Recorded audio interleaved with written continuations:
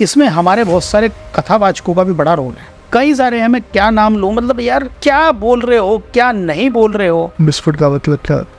Whisky kit. उठो बताओ क्या परेशानी है। अच्छा 2 शादियां कर ली। आप ये देखो ना, इजराइल और हमास दोनों मुस्लिम धर्म को मानने वाले हैं, आपस में टकरा रहे हैं। यूक्रेन और रूस दोनों ईसाइयत को मानते हैं, दोनों में क्या स्थिति है। बिल्कुल। भारत ने कभी किसी पे हमला किया? पहले कभी नहीं। गंगा जी है, नहाना है पाप मिट जाएंगे, लेकिन गंगा जी में नहाए और उसके बाद वही पुराने कपड़े वहीं छोड़ दिए। काफी सारे लोगों के अंदर मैंने सुना है, तीर्थ में जाओगे, गंगा स्नान करोगे तो अपने कपड़े और जूते वापस लेके नहीं आने। अरे मैं कह रहा नहीं लेके आओ, किसी गरीब को दे दो ना, काम आ जाएंगे। सनातन धर्म का मतलब लोगों ने एक मान लिया, टीका लगाओ, हाथ में कलावा पहनो और जय श्री राम बोल दो और मंदिरों में जाकर रील बना लो। जो वो राम को नहीं मान रहे, रामचरितमानस की प्रतियां जला रहे हैं, जय भीम और अन्य शब्दों से उच्चारण कर, बहुत माहौल खराब हो रहा है।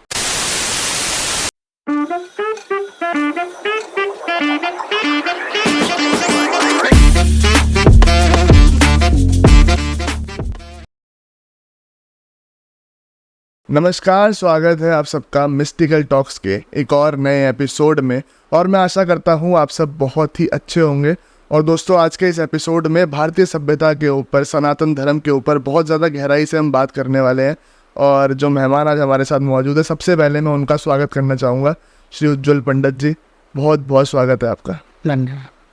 और कैसे हैं आप, क्या चल रहा है जीवन में? सबसे पहले तो ठीक हूँ, जीवन बहुत सुंदरता के साथ आध्यात्म की शरण में, धर्म की शरण में और भगवती गंगा जी की सेवा में आजकल आनंद आ रहा है। ऐसे उज्ज्वल जी, सबसे पहले शुरुआत करना चाहूँगा मैं, जैसे हम देखते हैं भारतीय सभ्यता, इसकी सबसे खास बात आपको क्या लगती है?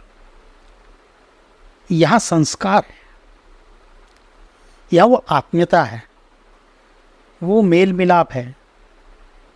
मतलब लोगों को आप ये समझिए कि जितने भी बाहर के देश हैं, भारत की सभ्यताएं हैं, बाहर की संस्कृति, वहाँ सिर्फ अर्थ को महत्व है। यहाँ हम भारत के अंदर आप जा रहे हैं, जरा सा आपको लगा राम राम जी, प्रणाम जी, कोई आपसे बड़ा दिखा तो आपने झुककर पैर स्पर्श करें, सम्मान दिया। यहाँ की पग पग पर बदलती भाषाएं, सारी भाषाओं का सम्मान। हम जब पूजा करते हैं, पूजा करने के बाद अंत में एक ध्वनि करते हैं, धर्म की जय हो, अधर्म का नाश हो, बिल्कुल। विश्व का कल्याण हो, प्राणियों में सद्भावना हो। वहाँ हम कहाँ प्राणियों में से, प्राणी से मतलब चींटी, हाथी, सांप, पुरुष, स्त्री, सब में आपस में सद्भावना है, विश्व का कल्याण हो। ये भारत ही कर रहा है, भारत के अलावा कोई नहीं करता। बिल्कुल। सर्वे भवन्तु सुखिनः सर्वे सन्तु निरामया। अब आप देखो, मैं मतलब राजनीतिक विषय नहीं है, लेकिन मैं सभ्यता की बात, एक संस्कारों की बात कर रहा हूँ।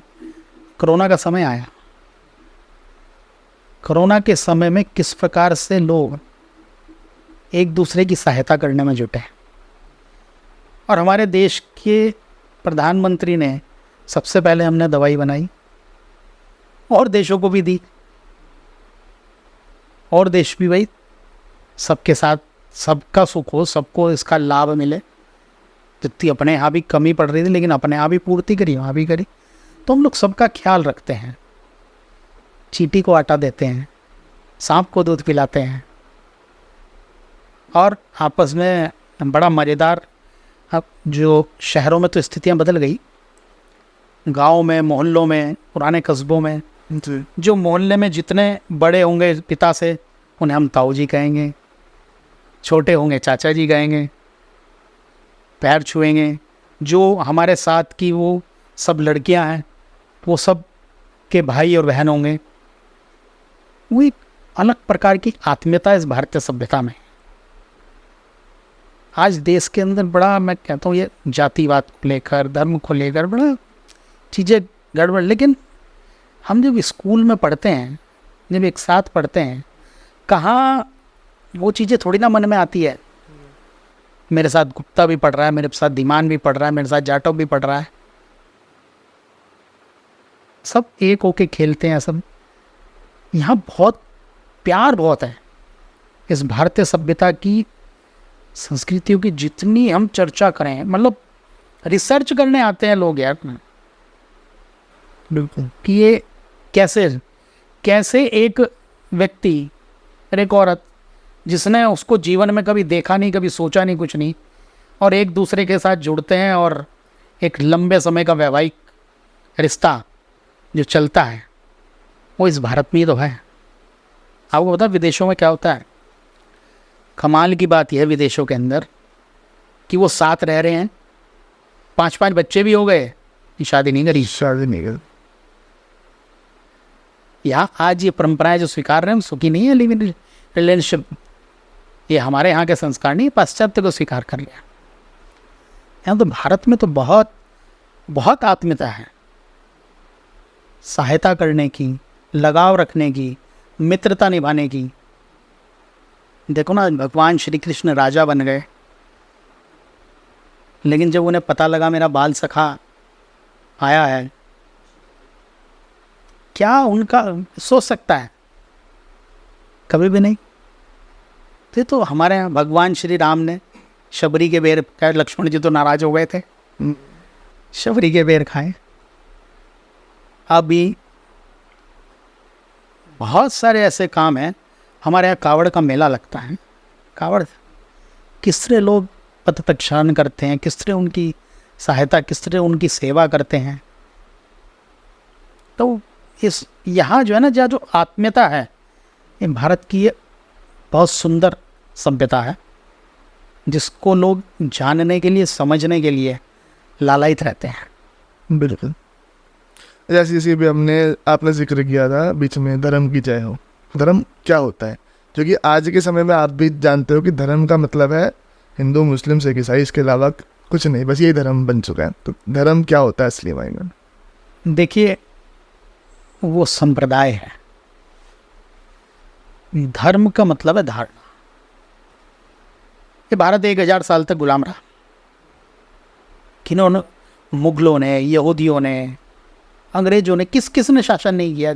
जिसने आया उसने मारा, काटा, हमला करा, सब क्या क्या स्थिति, हमारे धर्म खराब करा, हमारी विधाएं खराब करी, हमारी पुस्तकें जला दी, बहुत सारी चीज़ें करी हैं पूरी तरीके से हमारी संस्कृति को मिटाने का प्रयास। लेकिन आज भी भारत, जो लोग पहले गुलाम रहे उनकी क्या स्थिति है और भारत की क्या स्थिति है। भारत का ध्वज आज भी मजबूती से, आज भी 150 करोड़ की जनसंख्या है, बिल्कुल खत्म नहीं हुआ। आज भी इसकी अपनी विरासतें हैं। तो वो क्यों हुआ? यहाँ का धर्म मजबूत था, यहाँ के कर्म मजबूत थे। कष्ट तो बहुत आता है, परीक्षा, उसको भी स्वीकार किया कि भगवान परीक्षा ले रहे हैं।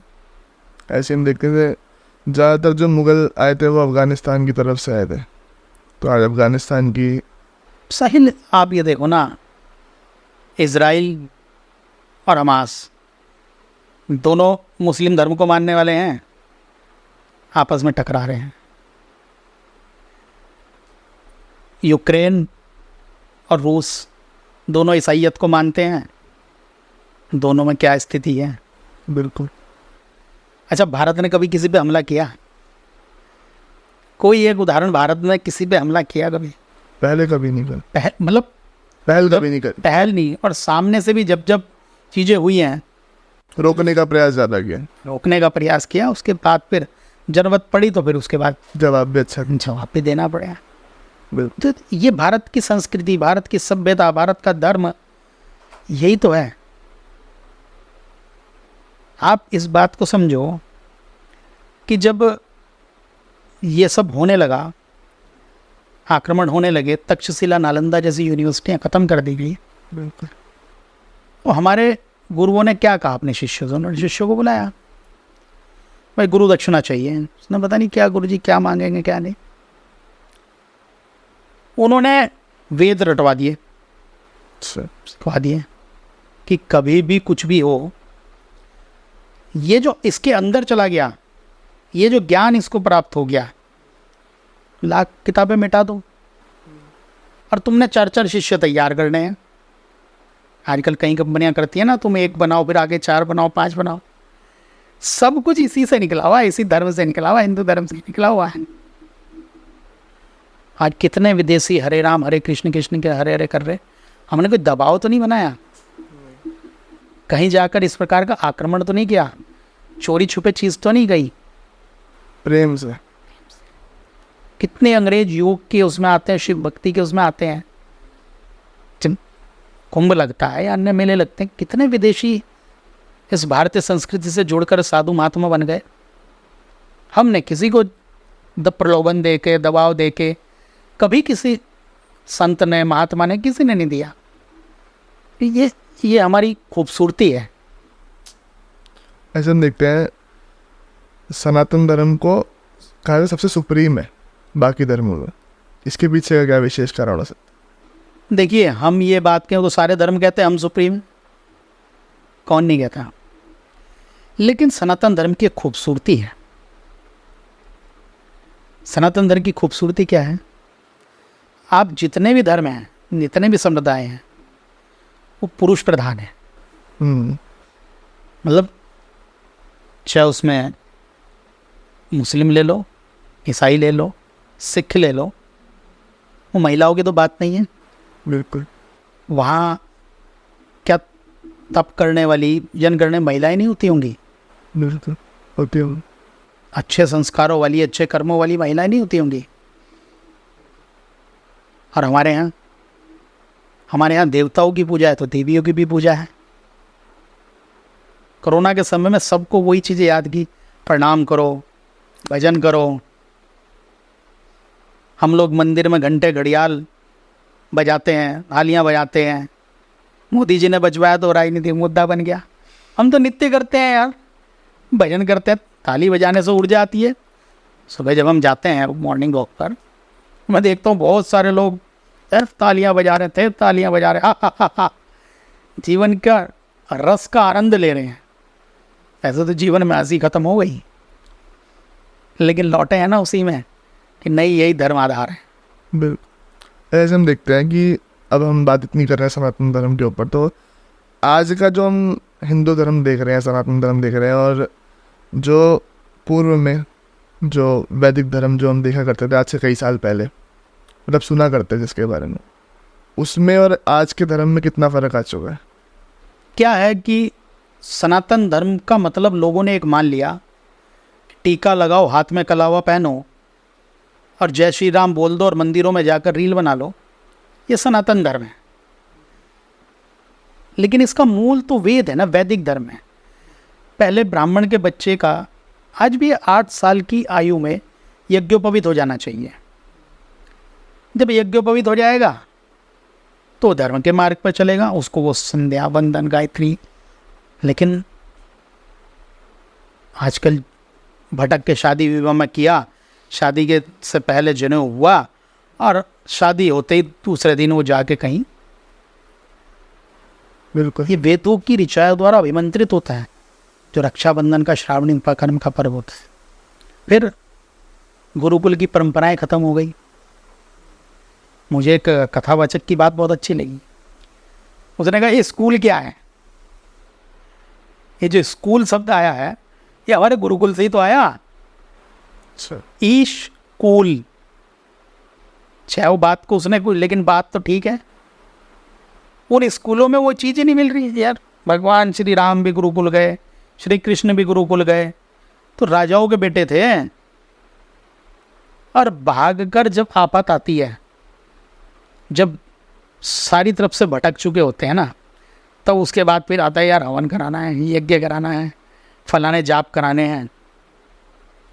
एक्चुअल क्या हुआ, हमारे यहाँ थोड़ा सा हम लोग इतने दब गए कि हमने अपनी चीज़ों का प्रचार प्रसार नहीं, जीरो हमने दिया। आज ये 9 ग्रहों को मानते हैं, हम तो शुरू से 9 ग्रहों की पूजा करते आ रहे हैं। 10 प्लैनेट्स की बात करते हैं, हम तो शुरू से यार 9 ग्रहों की पूजा करते आ रहे हैं।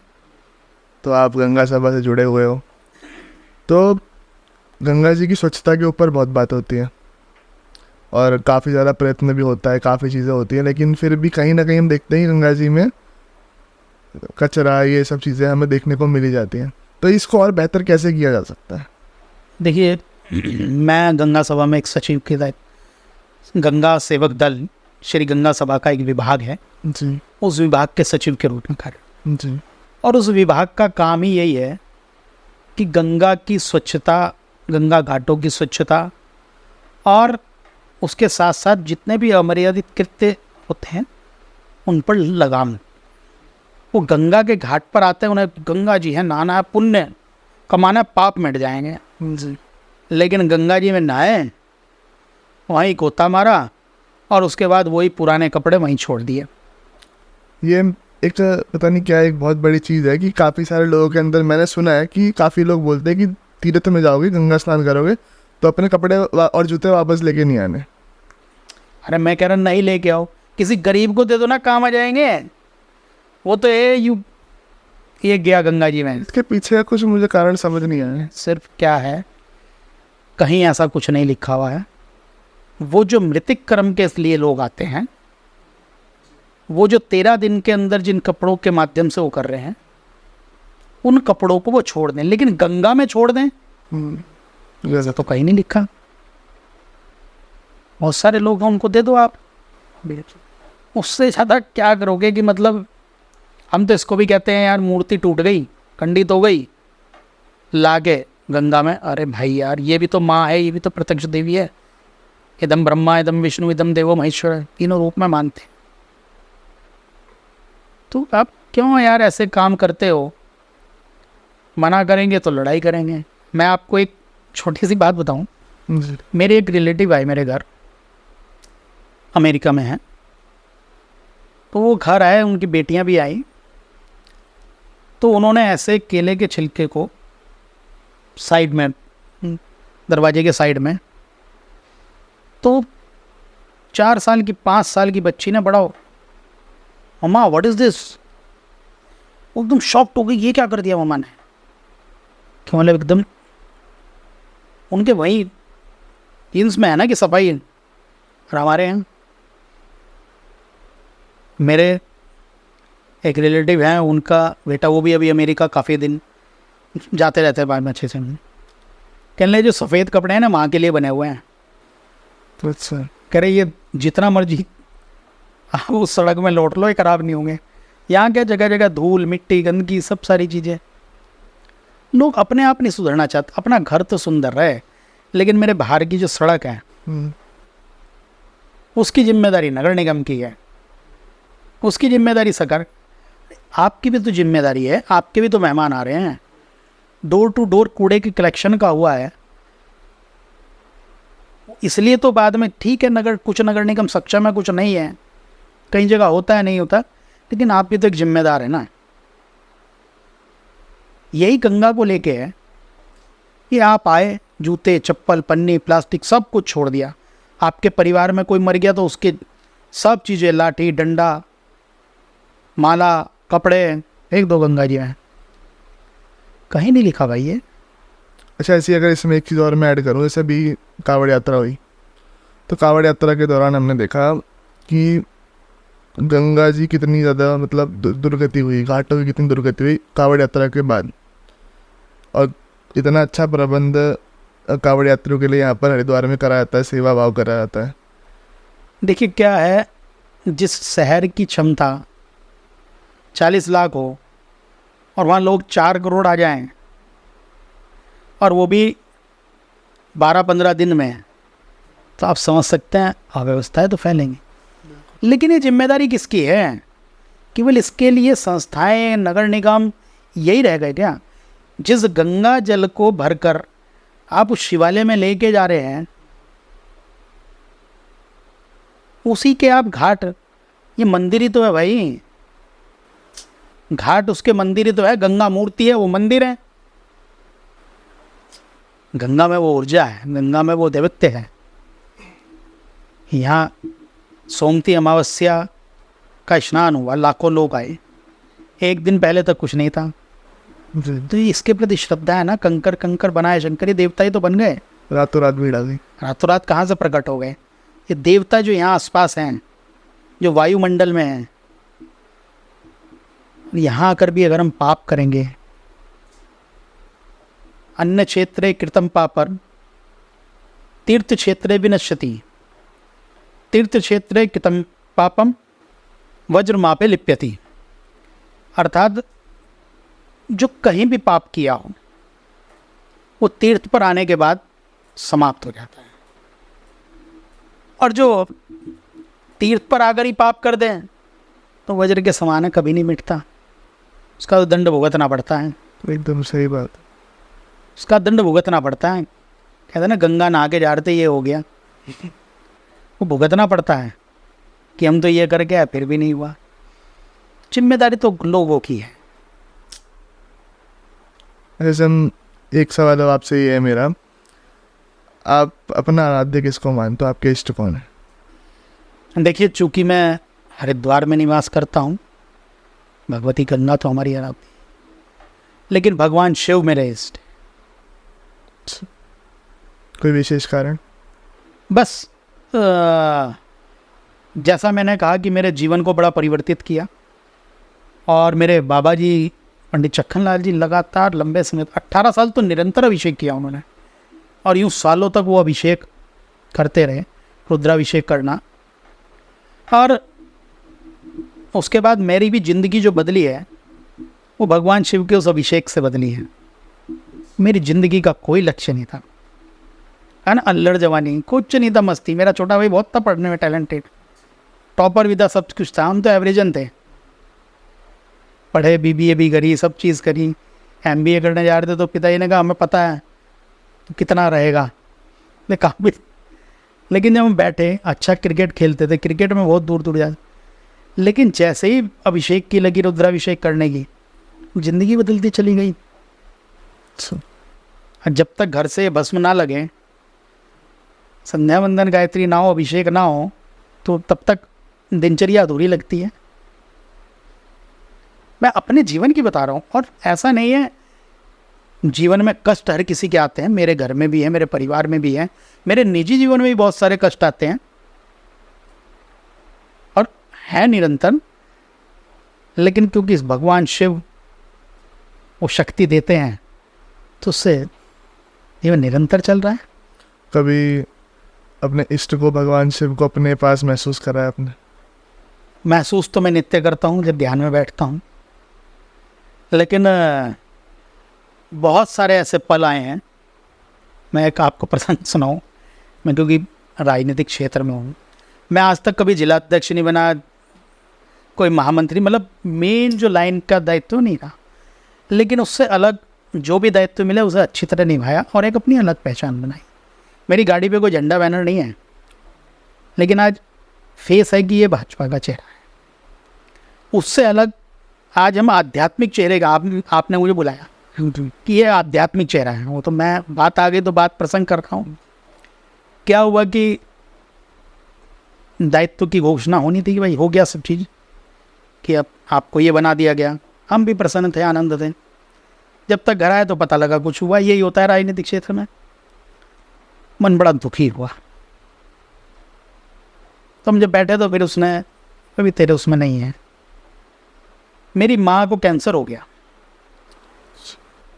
उस समय बहुत संघर्ष कर रहा था, 3.5 साल तो बहुत हमने संघर्ष किया। तो माँ की दी हुई प्रेरणा है। माँ कहती थी कि भाई यही सब कुछ है जीवन में, तुम एक बात ध्यान रखना, अगर तुम धर्म का मार्ग छोड़ दोगे। मेरी माँ बहुत धार्मिक थी, बहुत तपस्विनी थी, लोग प्रशंसा करते हैं, जो उनसे एक बार मिल लेता है वो कभी। तो मैं हॉस्पिटल में था, माँ का अंतिम समय था, मेरी शादी तय हो गई थी, लेकिन उन्होंने बुलाया तारीख कि शादी धूमधाम से होगी, मैं रहूँ ना रहूँ, बच्चों की इच्छा नहीं करूँ मारनी, और मुझे कहा कि जीवन में कभी हारना मत। जब तुम्हें लगे ना कि जीवन में, अरे मैं, कि माँ से तो ऐसा लगाव था कि मैं बता नहीं सकता, कि माँ के तो सब कुछ जीवन में होती है, और 46 साल की उम्र में वो चली गई। शादी के लिए सब तैयार रखा है, लेकिन माँ ने जो बातें मुझे कही कि तू घर का बड़ा बेटा है, तेरे पीछे 3 भाई बहन और हैं, और भी छोटे छोटे हैं, तो अगर पदभ्रष्ट हो जाएगा ना तो आगे की प्रक्रिया बदल जाएगी। इसलिए कभी भी ऐसा काम मत करना, हमेशा प्रेरणादायी कार्यों में जो। तो मेरी तो इच्छा है कि जब शिवधाम जाएं तो 100 साल के होके जाएं और स्वस्थ और निरोगी होके जाएं, कि वहाँ भी उसी जप में, उसी भगवान की सेवा में लगे रहें। इसलिए मैं योग भी करता हूँ, जिम भी करता हूँ, जी। सारी चीज़ करता हूँ। और भगवान शिव का अभिषेक और भगवान शिव के प्रति शक्ति है ही। 4 बजे उठ के पूजा पाठ सब करके 5:15 बजे तक हम, तो ये ऊर्जा मिली ना अंदर से, ये वो आध्यात्मिक शक्ति जागृति कहाँ से मिली? सही। माँ की दी की हुई वो बातें, माँ के दिए हुए संस्कार। और भगवान शिव को मैं उसी समय, जब माँ चली गई तो मुझे बहुत वो हुआ कि जिम्मेदारी आ गई। कल को 2 भाई आ गए हैं, बहन है, घर मतलब जॉइंट फैमिली है, चाचा जी और हम सब, कि कल को बड़े होंगे, बिखरेगा, कुछ होगा, कल को क्या बातें होंगी, ये बड़ी जिम्मेदारी सी लगने लगी। वो जो पगड़ी बनती है ना, वो बड़ा वो होता है। तो लेकिन मैं भगवान वहाँ बैठता हूँ, और जब जब अभिषेक करता था तो अपने आप में वो सब, आप मेरी बात को, इस बात को लिख लो, जो आपके दर्शक मानेंगे। जब भी आपके जीवन में दुख आए, जब भी परेशानी आए, गीता पढ़ो, रामायण पढ़ो, वो धार्मिक पुस्तकें आप, और आपको आपकी परेशानी का हल तुरंत मिल जाएगा। मेरा दावा है इस बात का। मेरे साथ कई बार हुआ, मैं रो पड़ता हूँ कई बार कि यार ये बातें तो चल रही थी और उसका जवाब 1 मिनट नहीं लगे।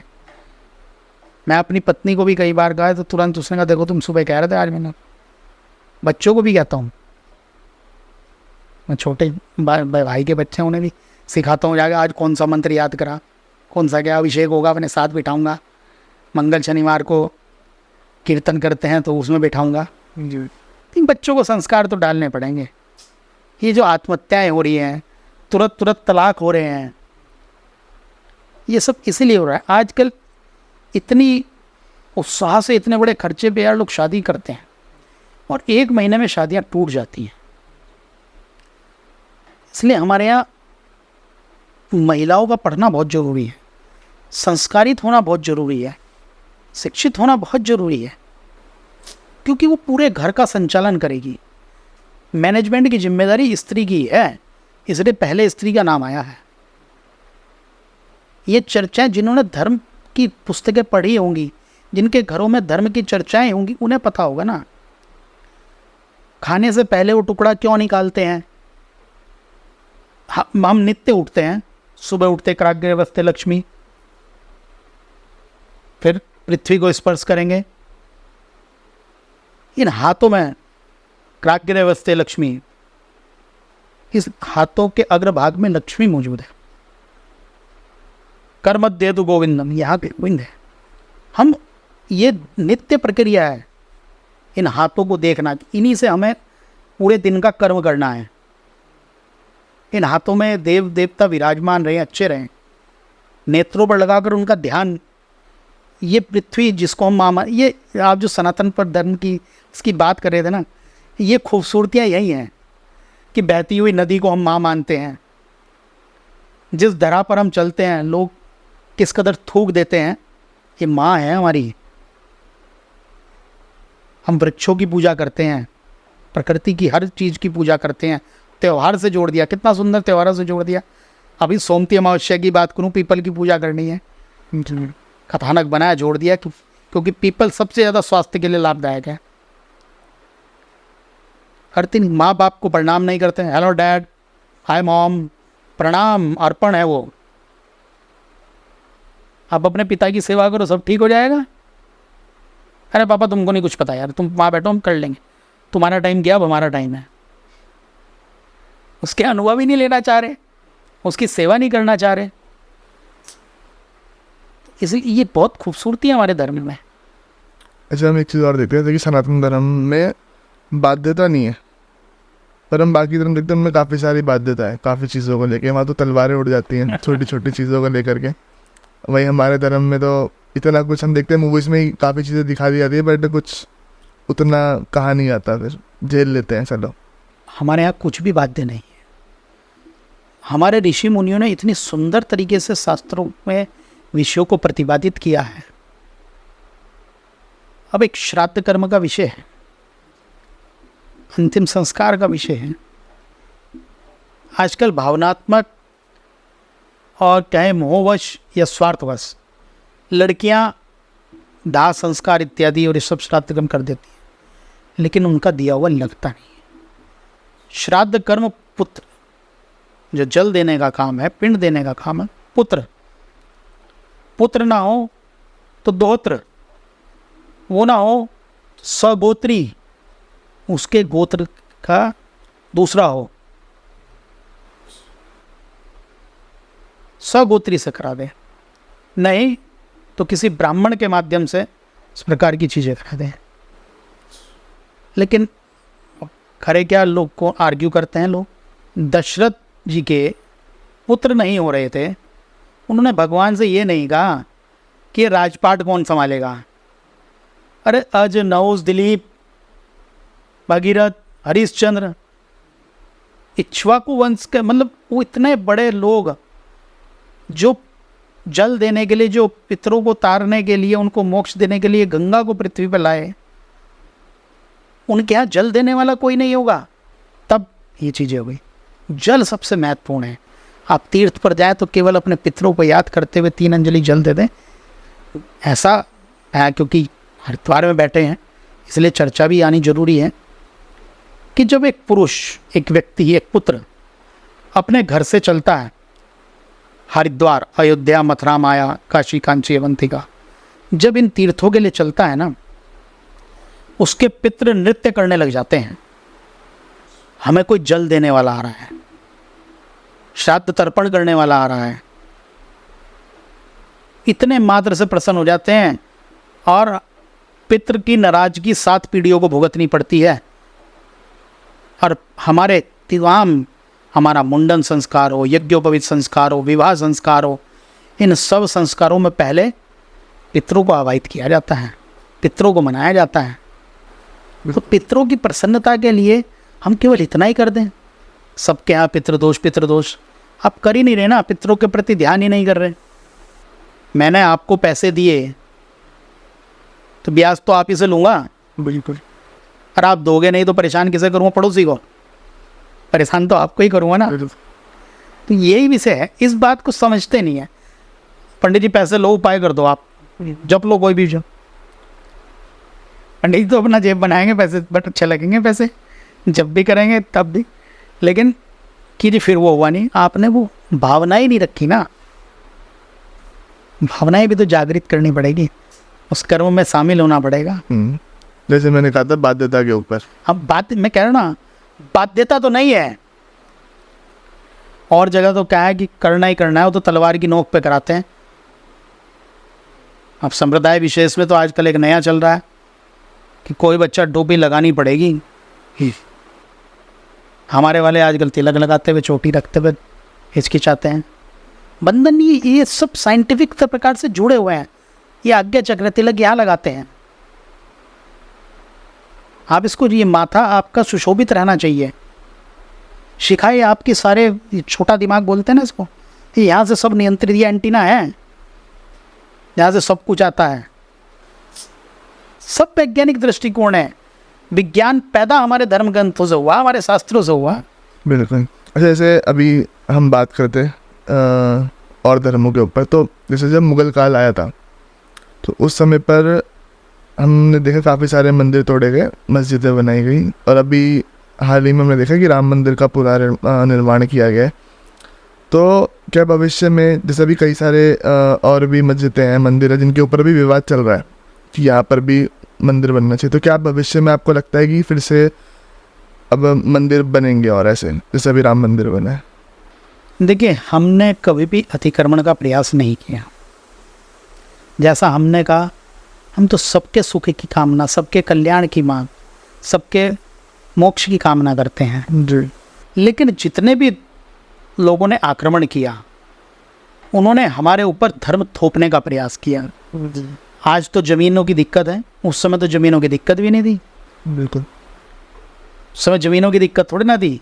हमने कभी अतिक्रमण नहीं किया, लेकिन आगे भी जो है कानून के आधार पे हो रहे हैं, क्योंकि अब वो नहीं चलेगा। अब भारत में हो सकता है किसी राजनीतिक विषयों की वजह से इन मसलों को सुलझाने का प्रयास नहीं किया गया। अयोध्या में हमने जो पहलू न्यायिक था, उस न्यायिक पहलू की बाद ही मंदिर का निर्माण हो पाया। उस संविधान से तो बाहर नहीं गए ना, उस जो भारत की कानूनी प्रक्रिया उससे बाहर नहीं गए ना। वो तो मानते ही नहीं थे, उनके तो अपने कानून थे, अपने नियम थे। उन्होंने तो संस्कृति और उसको ख़त्म करने का प्रयास किया, हमेशा दबाकर कुचलकर जबरन। आज भी हो रहा है, आज भी हो रहा है। पूरे देश के अंदर एक बड़ा कुचक्र ईसाइयों द्वारा और मुस्लिमों द्वारा चल रहा है। लगातार हमारे हिंदू धर्म पर आक्रमण हो रहा है, हमारे सनातन पर आक्रमण हो रहा है, और हमारी तमाम वो बस्तियाँ जहाँ पर हमारा हिंदू वर्ग कमज़ोर है, वहाँ अपनी बसासतें और अपनी चीज़ों को करके इस देश में बड़ा प्रयास हो रहा है, बड़ा खेला। आप एक बात देखिए ना, हरिद्वार एक देश का ऐसा शहर है जहाँ एक बायलॉज के अकॉर्डिंग 8 किलोमीटर के एरिया में कोई गैर हिंदू स्थायित्व होकर कोई कार्य नहीं कर सकता, कोई ज़मीन नहीं कर सकता। लेकिन चोरी छुपे बस्तियां बनाई जा रही हैं, गंगा के किनारे बसाई जा रही हैं, हरिद्वार के उस बायलॉज के क्षेत्र में बनाई जा रही हैं। और राजनीतिक स्वार्थ के, वोट बैंक के स्वार्थ के चलते कुछ लोगों का संरक्षण प्राप्त है। आप अपने धर्म को करिए, हमने कभी नहीं कहा कि हमारा धर्म अपनाइए। ईसाई मिशनरी लगातार इस देश के अंदर, जिस दक्षिण से भगवान शंकराचार्य निकले, जिस दक्षिण के अंदर आज भी जहाँ के ब्राह्मण, जहाँ के वेदाध्यायी लोग सर्वाधिक स्वीकार्य हैं जी, वहाँ ही ईसाइयत सबसे तेज तरीके से काम कर रही है, और हमारे तमाम हिंदू धर्मावलंबियों को जबरन प्रलोभन देकर ईसाई बनाने का। अब हम नहीं चाहते कि हम इसी प्रकार का कोई तोड़ फोड़ करें, कोई अतिक्रमण करें। जो न्यायिक प्रक्रिया होनी, जो सत्य उजागर हो रहे हैं। ज्ञानव्यापी का मामला आपने देख लिया, अथरा का मामला आपने देख लिया, और ये तो इतिहास ही, आपका तो 500 साल का इतिहास है यार, हमारा तो हजारों साल पुराना है।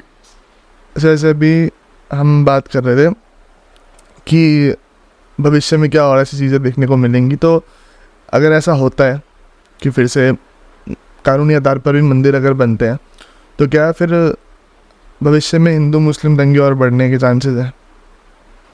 देखो, दंगा तो उस समय भी नहीं हुआ जब राम मंदिर बना, और अब एक अलग प्रकार की जागृति है।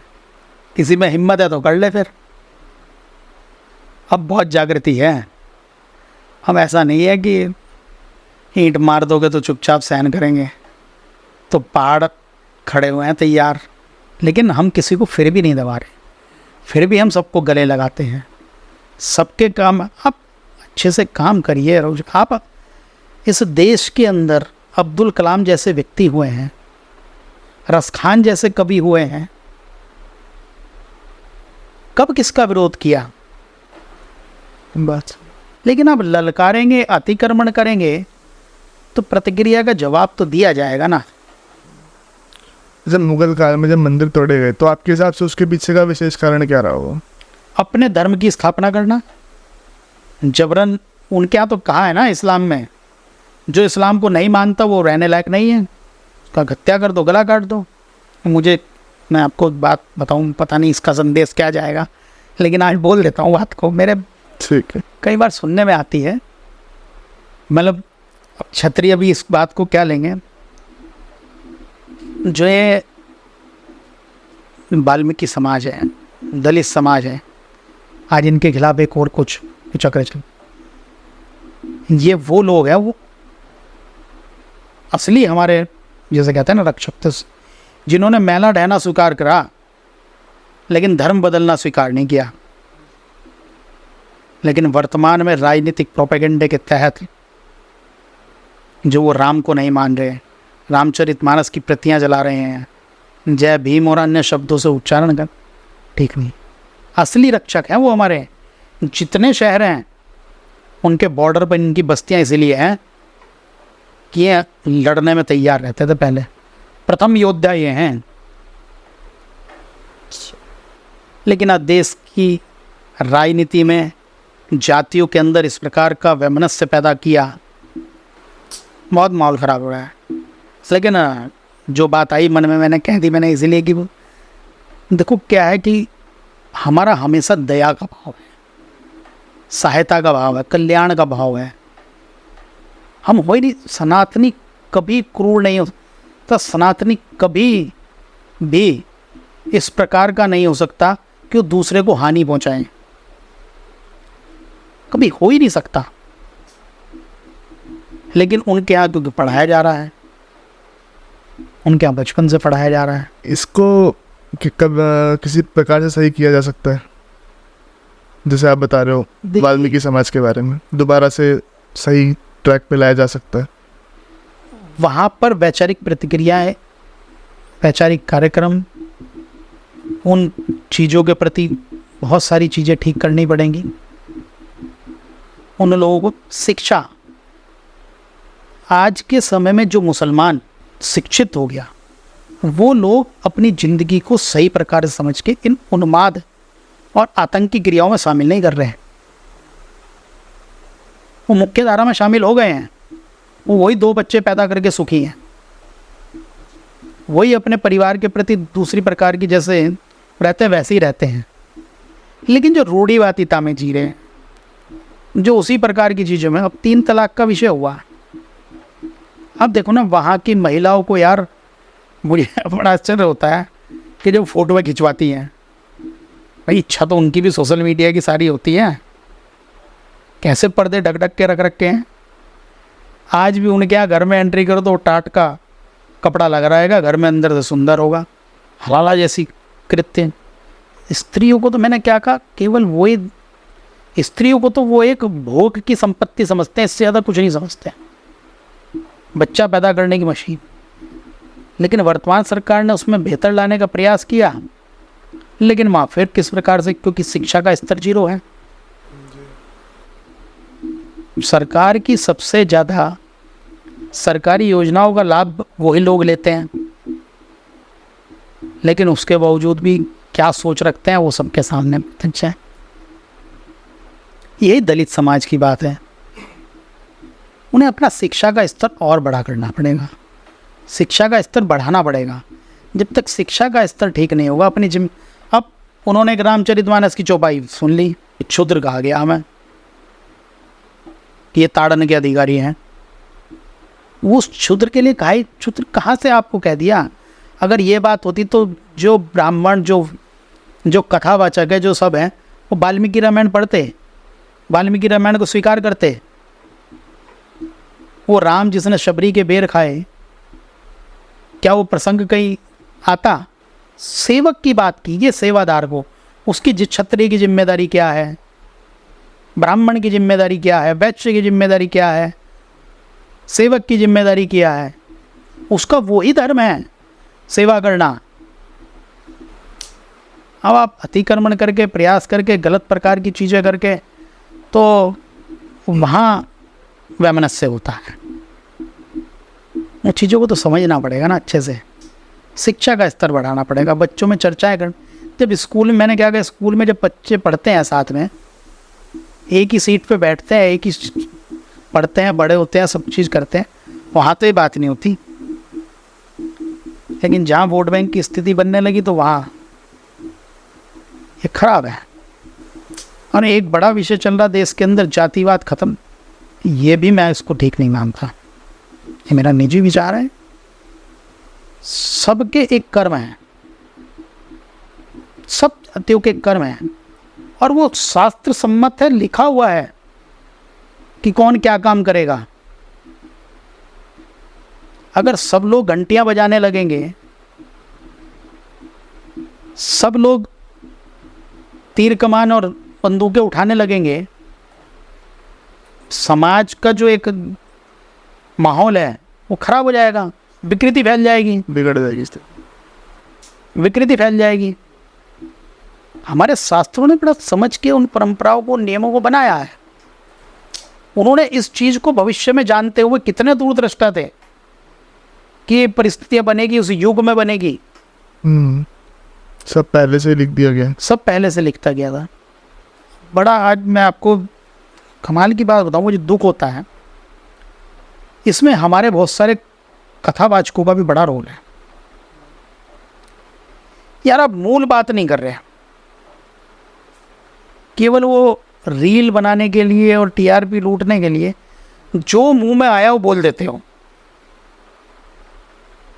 कई सारे हैं, मैं क्या नाम लूं, मतलब यार आप क्या बोल रहे हो, क्या नहीं बोल रहे हो। आप वो जो लिखा है वो धर्म की बात करो, वो समझ आएगी उनको। बिस्कुट का मतलब क्या? नॉर्मल गृहस्थी की बात आप करते हो, हर गृहस्थी में होती है, हर माँ बाप, हर पति पत्नी में लड़ाइयाँ होती हैं, सब में होती हैं, लेकिन उसको आप प्रेजेंट इतने गंदे तरीके से कर रहे हैं, जो चाहे मन में। फिर अब अलग अलग समाज की जो कथाएं हैं वो अलग अलग समाज के उस हिसाब से वक्ता हो गए, वो उसको उस तरह मोड़ गए। जो मूल चीज़ लिखी हुई उसकी बात नहीं कर रहे। उठाओ बताओ क्या परेशानी है। अच्छा 2 शादियाँ कर ली, ये मज़े मज़े में कर ली, वही आगे जाके वो उसका फ़ायदा उठा रहे दूसरे लोग। कहीं भी कोई फातिमा और वो पैदा हो जा रही है, वो कह रही है तुम्हारे क्या थे तुम्हारे राम, रोते रोते पत्नी के लिए काहे के भगवान, और शंकर अपनी पत्नी को लेके घूमा, कुछ नहीं कर। कहीं हाँ यार बात तो ठीक है, क्या क्या उनमें। कृष्ण को 100 गालियाँ दे दी उसने, 100वीं गाली में दिमाग में आया। अरे वो क्यों दी, उसका मूल क्या था, समझाएंगे तो यही लोग। जिम्मेदारी तो हमारी है ना, समाज का चेहरा तो हम है ना। वो बातें ही नहीं कर रहे, वो चर्चाएं ही नहीं कर रहे, फालतू की बातें कर रहे। उसके यहाँ से खाना मत लेना, पहले दुकान पे नाम देख लेना। पहले यात्राएं चलती थी, 100 पाक चलता था घरों में, उसी प्रकार की चीज़ें होती थी। मतलब आप भी जो धर्म की जो बातें हैं, जो शास्त्रों की बातें हैं, जो कथा भागवतों की बातें हैं, आप उससे भटक रहे हैं। एक बच्ची मेरे पास आई, उसने अपना हाथ वाथ दिखाया, तो मैंने कहा भाई मैं यजमान नहीं, आप बातचीत। बहुत परेशान थी, बहुत कम उम्र में उसका रिश्ता तय कर दिया गया, माँ नहीं बहन नहीं, वो आत्महत्या की स्थिति में थी। मैंने बुलाया, समझाया उसको चीज़, मैंने गीता निकाल के दी उसको ना। मुझे तो बिल्कुल इंटीरियर के गांव की। मैंने कहा तुम केवल यहाँ से जब जाओगे बस में, 2 दिन तुम्हें लगेंगे, इस गीता को जितना पढ़ लोगे उतना पढ़ लेना। वहाँ पिता क्या कहते हैं क्या नहीं, आप आश्चर्य मानोगे। वो लड़की इतनी बदल गई कि उसने वो गीता पढ़ी और लगातार पढ़ रही है। मैं तो बात होके भूल गया, मेरे पास फ़ोन आया, सावन के व्रत रखे उसने। तो उसकी भाभी ने कहा आपने तो हमारी लड़की को पता नहीं क्या कर दिया। मैंने क्या कर दिया भाई? कह रही है तो मीरा बन जाएगी। मैंने कहा मीरा क्यों बन जाएगी यार? कहने लगी ये तो पूजा पाठ करती है, इतनी देर पढ़ती है, और इन्हें सावन के व्रत जो इस लड़की को हर 15 मिनट में भोग लगती थी, कलेश यही था, और ये तो व्रत रख रही है सावन के ऐसे ऐसे। मैंने कहा भाई ये तो मैं माध्यम बना इसकी। उसने पूरे सावन के व्रत रखे, तो उन्होंने बाद में पूछा भी फ़ोन करके अब इसका प्रयाण कैसे करें। मैंने बताया 3 दिन बाद ही उसकी तय तारीख हो गई उसी लड़के से। वहाँ एक बड़ी गंदी परंपरा है कि लड़की देंगे तो लड़कियाँ मिलेंगी। अब जहाँ उसकी शादी हो रही है, उस लड़के की 2 बहन है, उस लड़की के 2 भाई हैं, वो जाएगी 2 आएंगी। मैंने कहा यार ये कौन सा देश में हम इसी भारत में इतनी, ये बड़ी सोचने वाली बात थी। अब हम कैसे समझाएं? उसके पिता ने कहा भाई आप दे दो हमें, हम गांव से बाहर करते भी नहीं है। और लड़की ने एक दिन मेरे से बात करी, कहने लगी गुरुजी लोग मेरा मजाक उड़ा रहे हैं कि जिस लिए तूने काम करा था वो तो हुआ ही नहीं, तेरी रिश्ता तो टूटा ही नहीं। मैंने कहा नहीं, इस काम के लिए पूजा नहीं है, ये आपका किया हुआ कर्म फ्यूचर में आपको लाभ देगा। अपनी ज़िंदगी को किस प्रकार से चलाना है। तुझे उस गीता ने प्रेरणा दी भक्ति की ओर मुड़ने की। भक्ति का मतलब ये नहीं है कि आप वैरागी हो जाओ, बिल्कुल ये नहीं है कि आप साधु हो जाओ। आप गृहस्थ में भी रह के उस गृहस्थ आश्रम का संचालन बेहतर तरीके। गीता जीना सिखाती है, गीता प्रबंधन सिखाती है, मैनेजमेंट सिखाती है। गीता आपको सब कुछ सिखाएगी, मैंने उसे समझाया बच्ची को। 20 साल की बच्ची जब चंद घंटों की बातों से प्रभावित होकर उन 2 दिन गीता को पढ़ने से अपने जीवन को ऐसे बदल सकती है, रिश्ता हो गया भले ही, लेकिन मुझे पूरी आशा है कि उनका दोबारा फ़ोन आएगा जब वो ज़िंदगी उसकी सफलता की ओर होगी। ज़रूरी थोड़े ना आपने अभी 1 रुपया डाला वो कर निकल गया। आप अभी बीज को बोना पड़ता है ना, बीज तो डालना पड़ता है, उसके बाद ही तो पौधा बनेगा, फिर वृक्ष बनेगा। पहले ही आप कर दो। मेरे बाबा जी ने या मेरे पिता ने वो धर्म के वो मार्ग अपनाए होंगे, तभी तो मेरे अंदर धर्म की जागृति हुई। उन्होंने वो बीज डाले होंगे ना, मेरे घर का वातावरण ऐसा हुआ होगा ना, माहौल ऐसा हुआ होगा। आज छोटे छोटे बच्चे हरिगिरी नंदिनी ये सब श्लोक, अन्य श्लोक याद करते हैं। वो केवल याद ही नहीं करना, वो उनके पूर्व जन्म के कर्म है, उनके बड़ों के कर्म है। छोटे छोटे कथावाचक हो रहे हैं। तो शंकराचार्य जी 16 साल की उम्र थी उनकी, 16 साल पुनः वेद व्यास जी की कृपा से 32 साल की उम्र में हुए, लेकिन पूर्व के कर्म थे। भगवान राम भगवान कृष्ण ने जिस प्रकार के जन्म लिए वो उनके तप थे जो दशरथ के यहाँ जन्म लिया, वो उनके कर्म थे। पहले आपको कर्म अच्छे करने पड़ेंगे, तभी भगवान आपके यहाँ भी आएंगे। तो जल्दी, मुझे तो बड़ा मज़ा आया आपके साथ बात करके। बहुत बढ़िया चर्चा रही, बहुत लंबी चर्चा रही, टाइम का पता नहीं चला बिल्कुल भी। और सबसे पहले तो आपका बहुत बहुत धन्यवाद, आपने अपना कीमती समय हमें दिया आज।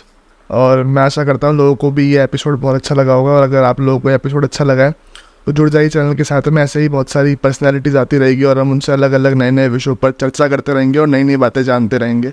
मैं मिलूँगा आपसे अगले एपिसोड में, तब तक के लिए जय हिंद, वंदे मातरम, जय श्री गंगा जी की। जय गंगा भैया।